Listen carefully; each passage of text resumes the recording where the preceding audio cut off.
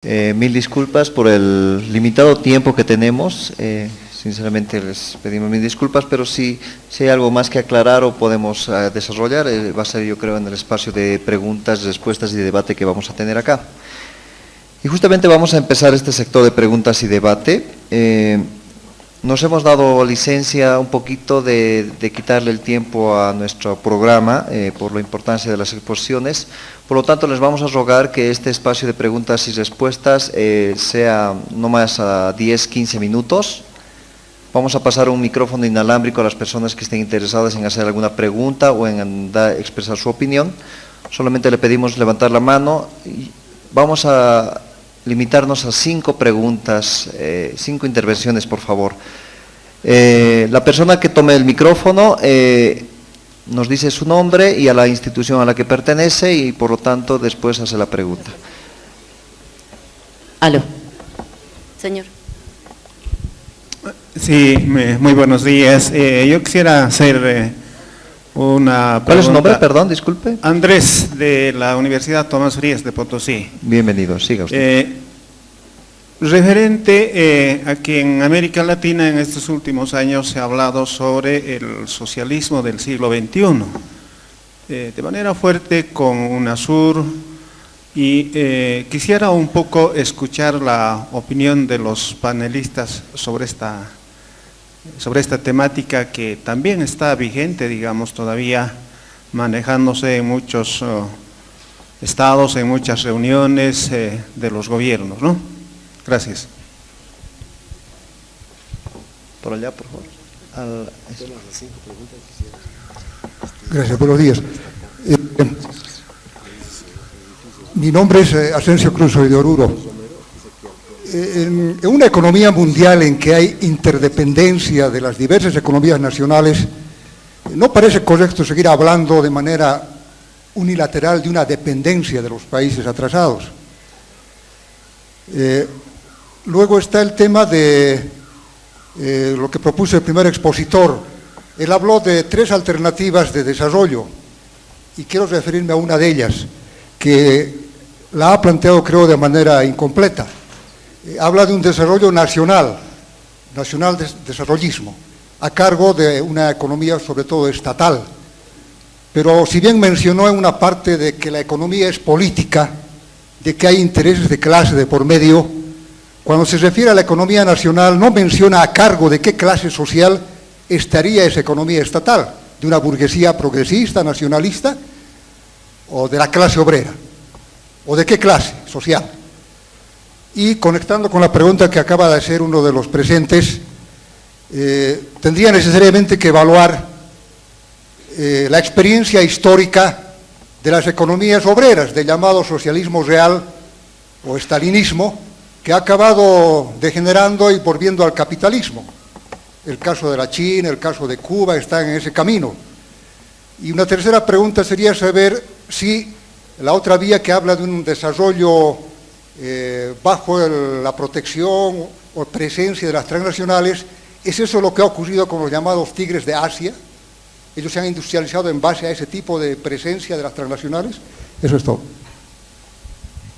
¿Alguna otra persona? A este lado, por favor.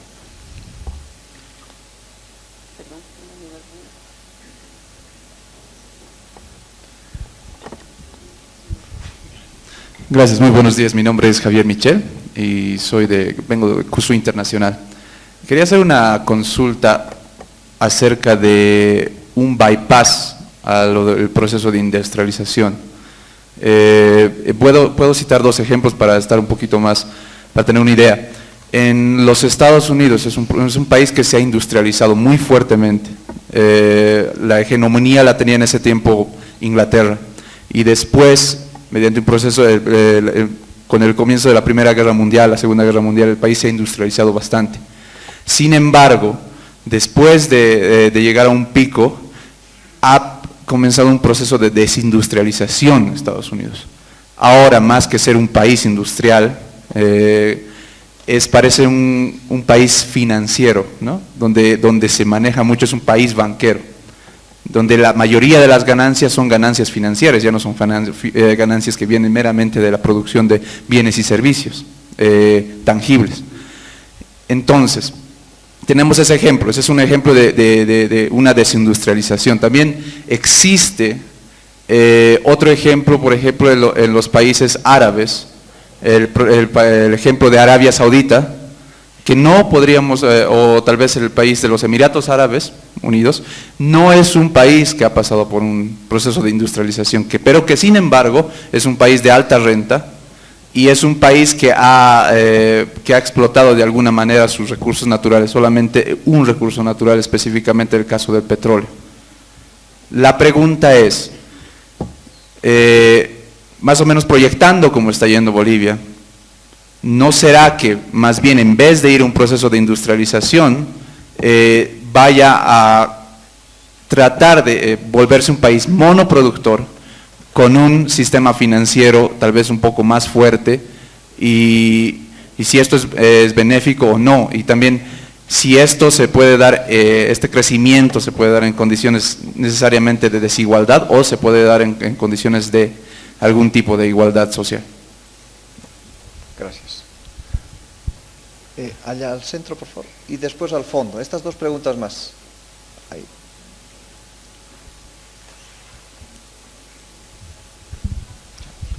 Sí, buenos días. Mi nombre es Javier Velázquez y vengo del Instituto de Investigación de la Facultad de Ciencias Económicas de la Universidad Autónoma Tomás Frías. Bueno, en realidad voy a hacer la pregunta concreta. En el ámbito de la economía existe toda una nueva corriente que vienen en denominar el paradigma de la economía del conocimiento y que, a decir de esta corriente, supera los procesos de industrialización, es decir, que los países en América Latina, los que estamos en vías de desarrollo, debíamos más bien orientar hacia esta nueva corriente, a este nuevo paradigma, que en vez de detenernos en los procesos de industrialización. ¿Qué opinión les merece esta nueva corriente, este nuevo paradigma de economía del conocimiento? Gracias. Ya. Y una última pregunta, por favor. Atrás, unos asientitos más atrás. Eso, gracias. Gracias, Gonzalo Sanginés, aquí de La Paz. Una pregunta a los panelistas. En realidad, mucho se ha dicho en los últimos 15 años en diferentes centros académicos y en la estructura de las organizaciones sociales respecto de lo que está aconteciendo con el plan de integración, el plan IRSA y el COSIPLAN.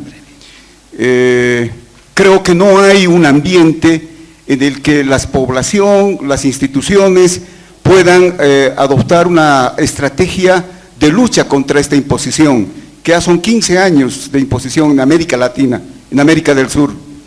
Y creo que las organizaciones sociales indígenas están a la vanguardia de la lucha, pero no encuentran el eco suficiente. Entonces, en ese sentido, yo les comento a los panelistas, especialmente aquí a nuestro distinguido visitante del Brasil, que nos diga algo sobre el plan IRSA. En Bolivia, para terminar, en Bolivia tenemos 3 carreteras internacionales bioceánicas, la de Puerto Suárez, Villatunari y el Pacífico, San Matías, más al norte, Villatunari y el Pacífico. Y el otro es el que está trazado y no se lo dice nada, es Rondonia, Trinidad, Puerto Ustares, Trinidad, San Ignacio de Mojos, Villatunari y el Pacífico. Las 3 carreteras en conjunto van a tener que soportar durante un mes, 180.000 a 200.000 movilidades. ¿Qué grado de desarrollo vamos a tener? Esa es la pregunta. ¿Qué grado de desarrollo vamos a tener los bolivianos si tenemos una alianza de la geopolítica brasilera con la geopolítica chilena? Entonces, yo les preguntaría a que nos abunden con información, con datos sobre esta realidad tan dramática para los bolivianos. Una última pregunta, aquí por favor, que me dijeron que es breve y vamos a proceder a la respuesta. Esteban Farfán, de Yacuiba, de Gran Chaco, Tarija. Mi consulta va a orientar la siguiente. Yo quisiera su opinión sobre la experiencia en Buenos Aires, sobre las famosas tecnópolis, un poco reafirmando la economía del conocimiento que hacía referencia al compañero. Ahí se hace mucho énfasis en esta especie de feria grande mundial de las tecnópolis en incentivar el conocimiento, más que la industria. La industria es un estadium de mucha contaminación, de mucho efecto, especialmente en el tema ecológico, y ahí el año pasado se ha hecho mucho énfasis en el descubrimiento, en financiar lo científico y lo que no existe en el país, ¿no? Entonces, yo quisiera su opinión específicamente sobre este estadio superior a la industrialización que es la economía del conocimiento.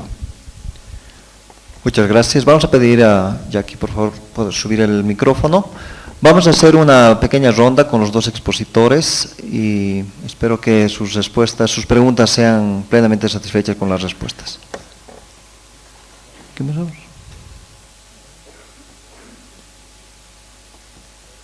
¿Acá si quiere o acá?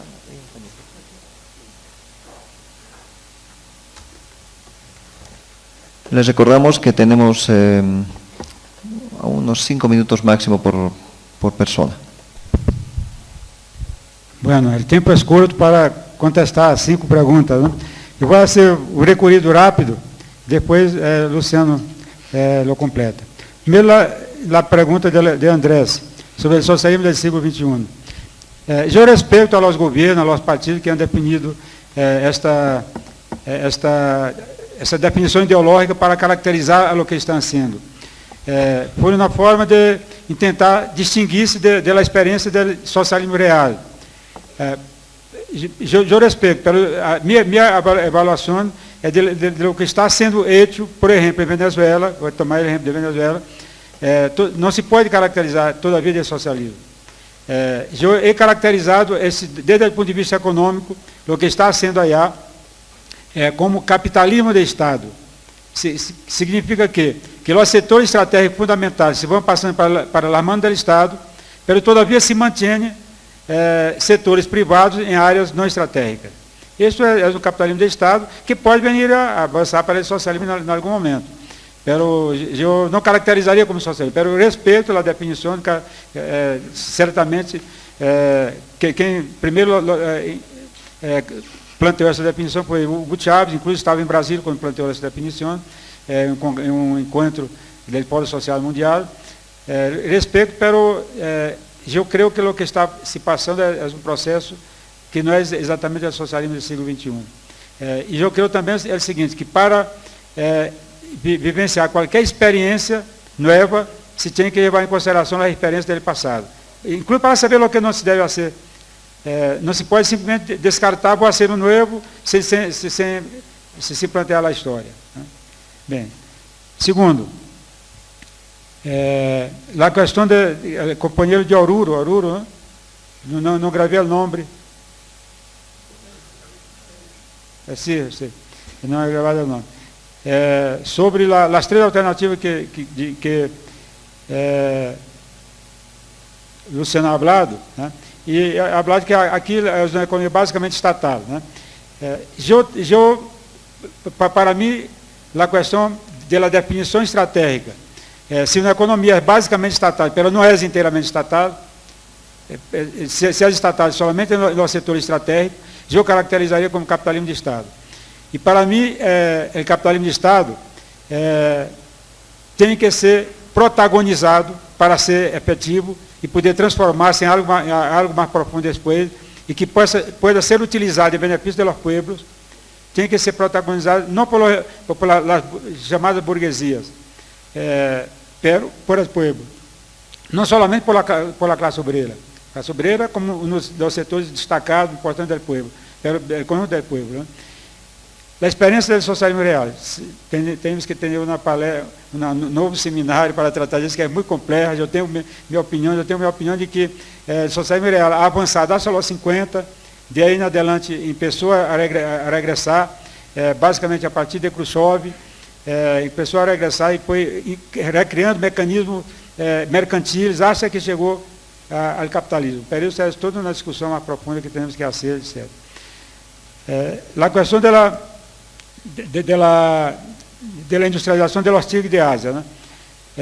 Há uma polêmica muito grande, porque se ha dito que os tigres de Ásia se han industrializado porque han adotado os programas neoliberais.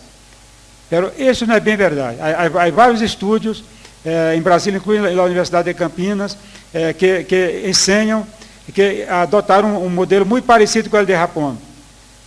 Daí que chama de tigre, porque Japão também se chamava de tigre. Um modelo que o Estado tem um papel muito forte no processo de industrialização. Em segundo lugar, o protecionismo. Quando eles começaram a abrir suas economias na década de 90, tiveram a crise violenta de 97, exatamente porque começaram a adotar um programa neoliberal. O programa anterior era basicamente sobre o controle do Estado, aunque com presença de transnacionais e protecionismo. André, que falou o seguinte, que falou dos Estados Unidos, chegou a um pico, depois se desindustrializou. Quem foi? Você. Bem, é diferente o processo que ocorreu nos Estados Unidos com o processo que se passa na América Latina. O que se passou nos Estados Unidos, chegou ao pico da industrialização, e depois, como a taxa de ganância começou a barrar, começaram a transferir plantas industriais para a periferia. Então, as plantas industriais seguiam pertencendo ao capital dos Estados Unidos. Não é uma desindustrialização que perde o controle da propriedade. Se transferiu para outra região, pero basicamente mantendo o controle do capital. A desindustrialização na América Latina é o contrário. Além de destruir indústrias já existentes, elas não se transferem para outros lugares, as que vão sobrando se vão passando para as mãos das transnacionais. Então, é um processo que não é da mesma característica. Não? Arábia Saudita, bem, Arábia Saudita, mientras tenha petróleo, em la quantidade que tem, pode promover algum grado de bem-estar social, algum, mas não promove, não é tão grande assim. Porque aí, incluso, não havia eleições há pouco tempo. Era uma ditadura, porque necessitava implantar a ditadura de los saudí.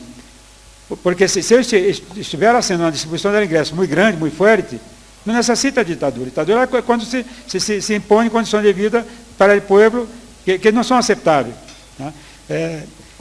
Pero, no momento em que se concentra na produção de um único produto, se está vulnerável.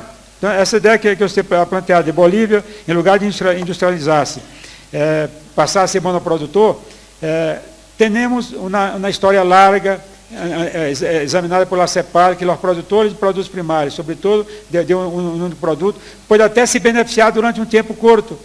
Agora, por exemplo, nos últimos anos, pela demanda china e pela demanda de los capitais especulativos que se han derroteado com a crise de 2007 2008, para estoques especulativos, né? A demanda de matérias-primas, de alimentos, ha aumentado, e por isso se ha mantenido os preços buenos.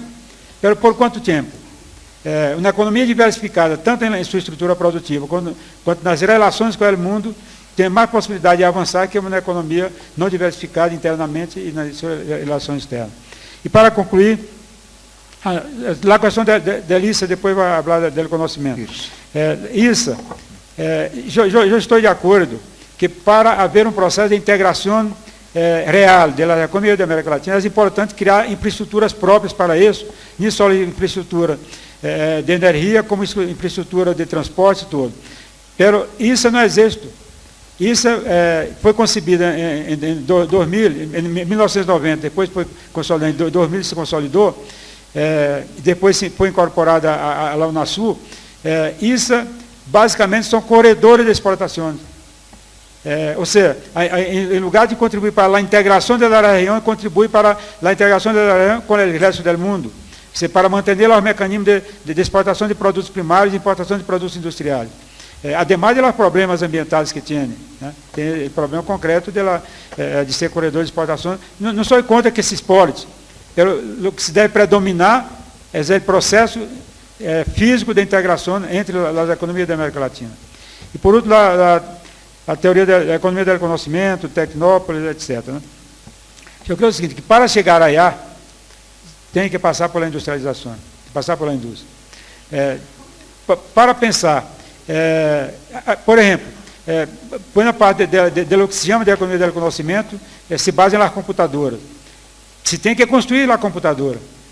Tem a software, mas tem que construir a computadora. E como se construi a computadora com a indústria? Tenemos que tener la silla para sentar, las mesas para utilizar, el alimento para consumir. Tenemos que tener la industria como forma de resolver los problemas básicos de la población. Ahora, mientras más se puede avanzar en la incorporación de tecnología de punta, tecnologías avanzadas, e hay várias áreas, dentre elas a informática, a química fina, novos materiais, a navegação aérea, hay várias áreas, a biotecnologia, onde as tecnologias de punta são fundamentais para o desenvolvimento das economias do mundo e temos que incorporar essa tecnologia de punta ao processo produtivo industrial de desenvolvimento de nosso país da América Latina. Então, será isso. Telegráficamente. Luciano. Bueno, gracias por las preguntas. Voy a intentar ser lo más breve posible para no ser repetitivo. Con relación a la pregunta de don Andrés de Potosí sobre el socialismo del siglo XXI. Esa es la pregunta más compleja, yo creo, porque no está escrito, no está dicho, se habla mucho.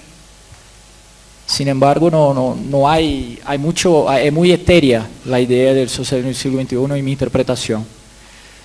Yo creo que lo que está pasando, sobre todo en el caso de Venezuela, lugar donde yo viví y trabajé 4 años dentro de estructuras del gobierno, es la construcción de un proceso, de un proyecto nacional de desarrollo más autónomo, más soberano, más independiente, popular, democrático, que encuentra resistencias en grandes empresas transnacionales que controlaban el petróleo, en grandes terratenientes que controlan la producción, en grandes sectores industriales. Ahora, que esto se llame de socialismo del siglo XXI es complicado porque, primero, dificulta nuestra interpretación y nuestro reconocimiento de logros del socialismo del siglo XX, lanza en el basurero una experiencia, que fue la primera experiencia que hubo de intento de construir una sociedad mejor de manera general, y me parece peligrosa un poco tiene doble hilo la idea del socialismo del siglo XXI, si bien apunta para, como decía el señor, de hacia dónde va ese proyecto nacional de desarrollo. ¿Va para hacer fortalecer una burguesía nacional o una pequeña burguesía o una burguesía nacional, o va a ser para satisfacer necesidades de nuestros pueblos? Entonces, por un lado, yo creo que está bien plantear la idea del socialismo del siglo XXI en ese sentido, de que un proyecto nacional de desarrollo basado en una burguesía nacional y en el Estado, de forma así, el Estado, si se habla en socialismo, es decir, si se apunta un destino, yo creo que tiene un elemento positivo. Es decir, nosotros vamos rumbo al socialismo. Y eso va a ser construido a lo largo del tiempo, con mucha discusión, con mucho debate, con elecciones, con encuentros como ese.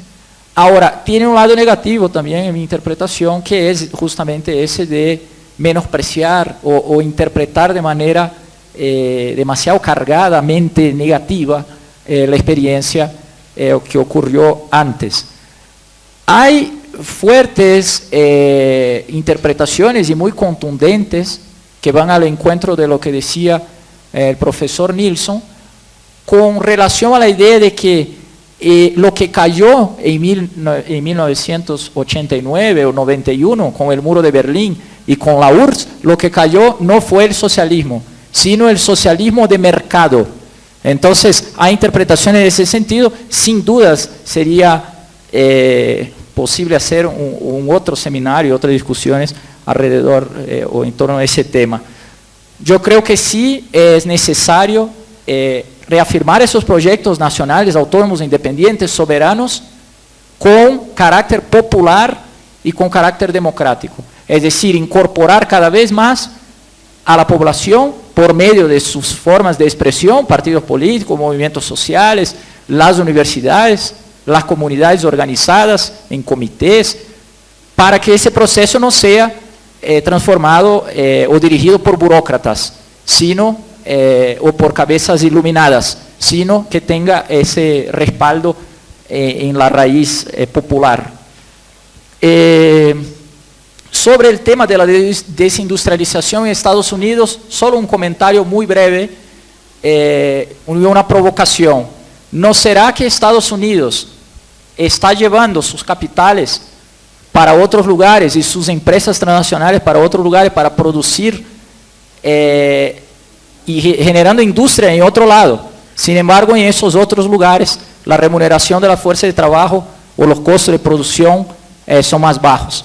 Esto es como una armadilla, no sé cómo se dice, una trampa, como para pensarlo, si no es que Estados Unidos, ya que tienen la moneda mundial desde el 71, 73, sin cualquier respaldo, ni en el oro, ni en nada, sino en la bomba nuclear y en sus armas y sus flotas y sus controles del espacio aéreo, naval del mundo. Es decir, están yendo a producir en otros lados, sobre todo en el sudeste asiático, y de cierta manera hay un proceso de industrialización dentro del territorio, y ahí la diferencia entre Producto Interno Bruto y Producto Nacional Bruto, ¿no? Porque el interno produce acá y el nacional produce acá y produce allá también, son empresas mías que están allá produciendo.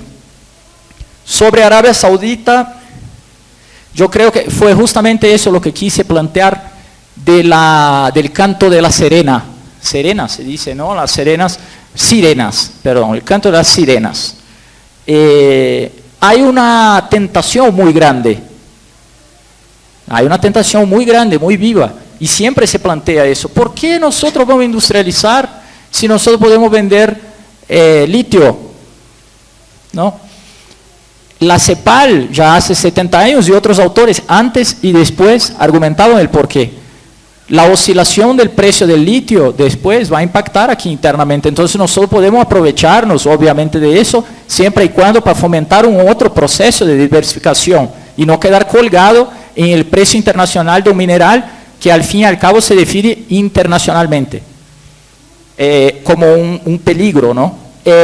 Reafirmaría la propuesta o la idea de que la riqueza está en la industria, porque hay un esfuerzo ciertamente de plantear que los servicios, ¿no? Los servicios, los hoteles, el turismo. Sin embargo, todo lo que nosotros estamos viendo acá, todo, absolutamente todo, el proyector, la tela, esa agua, absolutamente las sillas, nuestra ropa, eso es industria.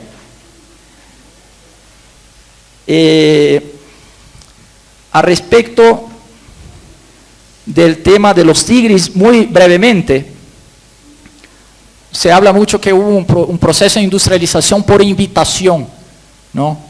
Yo tuve un amigo que decía lo siguiente, es un chiste muy anticomunista, muy antisocialista, pero era interesante para vislumbrar lo que él planteaba. Él decía, es malo vivir en un país socialista, decía ese amigo, un chiste, es malo vivir en un país socialista, pero es muy bueno vivir en el país vecino al país socialista. Ese era su planteamiento, porque el país vecino va a recibir toda la plata del mundo como inversión extranjera para ser un ejemplo. Y ahí con el miedo, después de la Segunda Guerra Mundial, la Revolución China, hay un interés de Estados Unidos y del centro de financiar los países, no solo en Asia, sino en Europa también, o en Alemania, si se quiere el caso, para diferenciar la Alemania oriental de la occidental. Es decir, es un chiste un poco, pero trae la idea de que el país vecino al país socialista, en un escenario geopolítico, sobre todo de Guerra Fría, va a recibir estímulos de invitación a su desarrollo. Y los tigres, si bien adoptan transnacionales, ese es otro punto que es fundamental. Yo no comungo y no voy a hacer nadie se propone una cruzada contra la inversión extranjera. No es eso, sino advertir los peligros, los riesgos de esa inversión y hasta qué punto eso se escapa de la mano del control nacional al proceso. Por ejemplo, ustedes imagínense, Brasil tiene una industria automovilística muy desarrollada. El año pasado se produjeron en Brasil, producieron casi 4 millones de autos. Sin embargo, quien controla la producción son empresas transnacionales. El país importa tornillo, importa vidrio, importa cinturón de seguridad, importa cauchos. Eso depende de quién. Depende de la oficina de comercio de Volkswagen, depende de Ford, depende de Chevrolet, no depende del plan del país de desarrollar una industria de caucho, de vidrio o de cinturón de seguridad. Entonces, hay varios elementos que se pueden obligar a una transnacional a que haya transferencia de tecnología en algún nivel, a que haya capacitación de mano de obra nacional, boliviana, a que haya incorporación de valor agregado nacional creciente, a que haya algún cierto control sobre las remesas de lucro al exterior. Ahora, esto es enfrentarse contra intereses poderosos. Interpreto que cuando hay una riqueza como el litio o como hay una riqueza como el petróleo, como son elementos fundamentales o alimentos, hay posibilidad de negociar. Hay posibilidad de negociar. Hay hoy posibilidad de negociar condiciones más ventajosas para nuestro país. Sobre penúltimo tema, lo que sería el IRSA y COSIPLAN. El IRSA, en primer lugar, la iniciativa para la integración regional sudamericana, una propuesta de Fernando Henrique Cardoso en los años 2000, una reunión en Brasilia. Estaban todos presidentes de la onda de privatización, del neoliberalismo de los 90, y la IRSA se concibe como la columna vertebral del ALCA. Del punto de vista económico está el ALCA, y del punto de vista de la infraestructura está el IRSA. El IRSA sirve para viabilizar los proyectos de liberalización comercial del ALCA. En ese sentido, hubo mucho rechazo, no solo por parte del gobierno de Venezuela, en cierto nivel de Ecuador, en algún nivel de Bolivia o de Brasil, a las reuniones del IRSA, de cierta manera, o de tal manera, que hace un par de años, la UNASUR, la Unión Sudamericana de Naciones, encuadra al IRSA, o es decir, UNASUR asume el control sobre el IRSA. El IRSA deja de ser un proyecto solamente económico o técnico para viabilización de la exportación en corredores de exportación, y el IRSA pasa a ser un instrumento político que UNASUR puede intervenir más. Eso depende de nosotros, de la universidad, de los gobiernos, de nuestras posturas. Sin embargo, en mi interpretación, hoy día, UNASUR controlando el IRSA con el Consejo Suramericano de Infraestructura, que es el COSIPLAN, existe una posibilidad mayor de los pueblos, de la resistencia, de intervenir. Ahora, eso no quiere decir que esté nada solucionado, pero sigue la lucha dentro de UNASUR, que me parece un espacio mejor que la lucha que ella dentro del ALCA, ¿no? Por fin, Uruguay, por ejemplo, Uruguay es uno de los países que está apostando mucho en el tema de la economía del conocimiento o de la creación de softwares.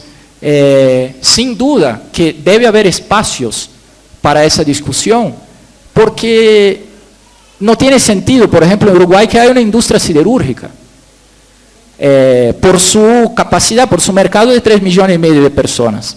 Entonces, el Estado uruguayo, el gobierno, las universidades piensan formas, franjas, de inserirse en el sistema internacional, de manera que pueda generar algún tipo de lucro. Uruguay produce, como ustedes saben, ovejas, ¿no? Soja y ganado.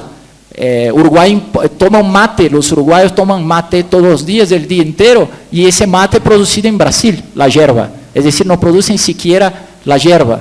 Eso es un problemazo para una economía pequeña, y ellos buscan forma, con software, turismo, un país natural. Sin embargo, yo reafirmaría la idea que esto, si bien es una válvula de escape, hay que haber necesariamente un proyecto de industrialización de algo, y hay que buscar franjas.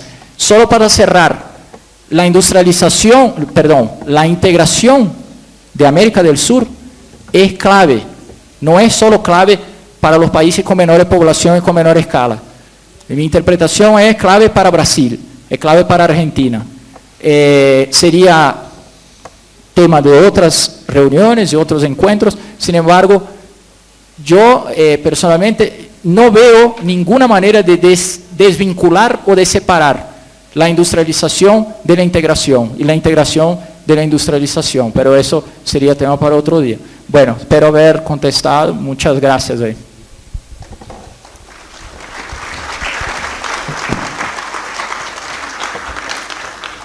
Vamos a agradecer a nuestros invitados por...